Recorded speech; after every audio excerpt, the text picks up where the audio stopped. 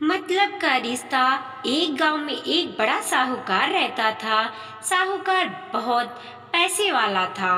आसपास के कई गांव में उसका बड़ा नाम था। लेकिन इस साहूकार को अपने पैसों का, अपने रुतबे का और अपने नाम का बड़ा ही घमंड था। वह अपने नाम को बनाए रखने के लिए बहुत ज्यादा सोचता था और बिना किसी के भावनाओं की कद्र किए वह सब करता था जो उसे लगता था कि करना चाहिए।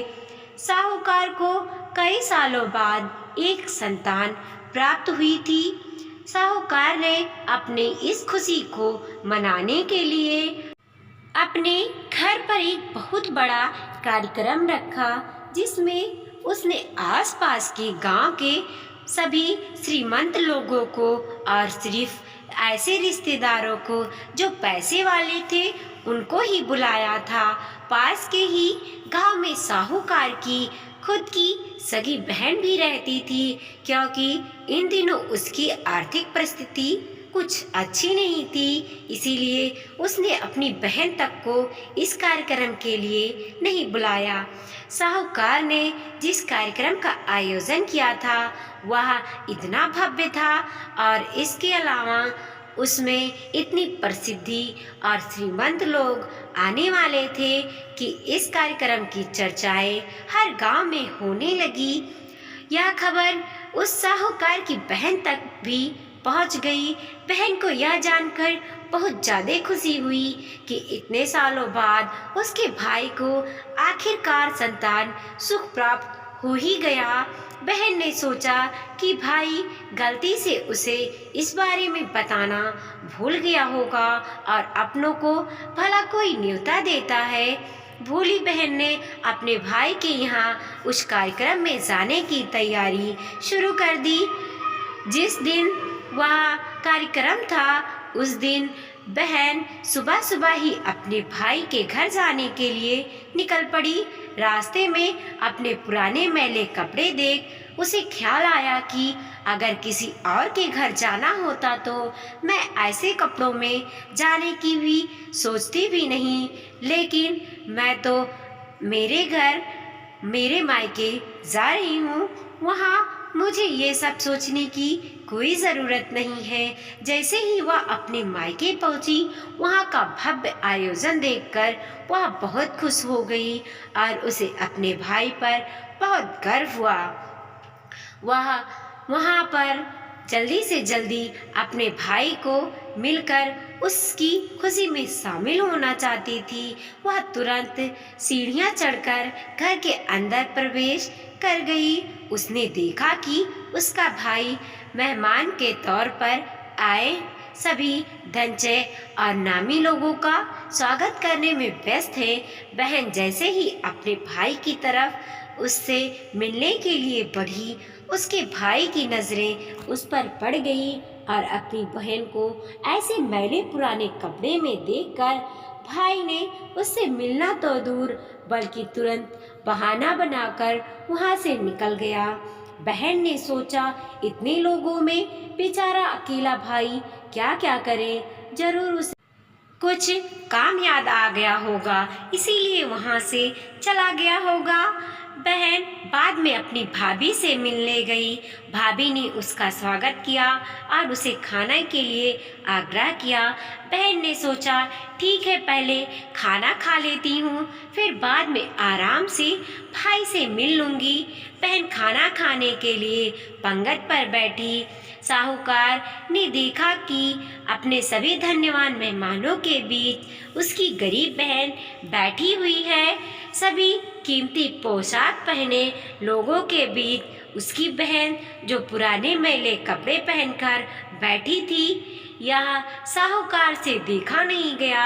उसने अपनी बहन को अपने पास बुलवाया, भला बुरा सुनाया और वहां से जाने के लिए बोला, बहन ने अपने सपने में भी नहीं सोचा था कि उसके साथ कभी ऐसा व्यवहार भी हो सकता है, और वह भी उसके खुद की मायके में। अपना अपमान होने के बाद बहन तुरंत अपने घर ससुराल जाने के लिए चल पड़ी। बहन इस बात को पचा ही नहीं पा रही थी कि उसके अपने भाई ने उसके साथ इतना बुरा व्यवहार किया। उसकी आंखों से आंसू नहीं थम रहे थे। रास्ते में उसे अपनी पुरानी दोस्त मिली। उस दोस्त ने उससे रोने का कारण पूछा। हालांकि बहन उसे कुछ भी नहीं बताना चाहती थी, लेकिन दोस्त के बार बार पूछने पर उसने उसके साथ हुई सारी घटना उसे बता दी। उसकी दोस्त एक समझदार महिला थी और काफी प्रैक्टिकल सोचने वाली थी। उसने कहा, अगर तुम मेरी बात मानो तो एक दिन तुम्हारा भाई खुद तुम्हें अपने यहाँ बुलवाएगा और तुमसे माफी मांगेगा। बहन ने उससे कहा कि मैं तुम्हारी हर बात मानूंगी, बताओ मुझे क्या करना होगा। दोस्त ने कहा कि तुम इस अपमान को, इस दुख को एक दिशा दे दो और कोई गृह उद्योग शुरू कर दो। उसमें इतनी मेहनत करो कि उस काम में तुमसे अच्छा कोई भी ना हो। बहन को अपने दोस्त की बात सही लगी। उसने घर पहुंचकर अपने आंसू पोंछकर उसी दिन से ये गृह उद्योग शुरू किया। उसने दिन रात मेहनत की, अपने साथ कई और गांव की महिलाओं को जोड़ा और देखते ही देखते उसका गृह उद्योग चल पड़ा। कुछ ही सालों में आसपास के 50 गांव में उसका नाम और रुतबा काफी बढ़ गया और अब वह पैसों के मामले में अपने भाई से भी ज्यादा बड़ी बन गई। भाई को भी जब यह पता चला कि उसकी बहन इतनी श्रीमंत हो गई है, तो उसने सोचा कि एक बार उससे मिलकर आया जाए। वह जब अपनी बहन को उसके घर मिलने पहुंचा तो बहन ने उसका किसी राजा महाराजा की तरह स्वागत किया। उसके बाद खाना खिलाया। बहन का ऐसा व्यवहार देखकर भाई को अपनी पिछली गलती का एहसास हुआ। इसीलिए उसने अपनी बहन को अपने घर होने वाली पूजा के लिए आमंत्रित किया। कुछ ही दिनों बाद बहन अपने भाई के यहाँ उस पूजा के लिए पहुंची।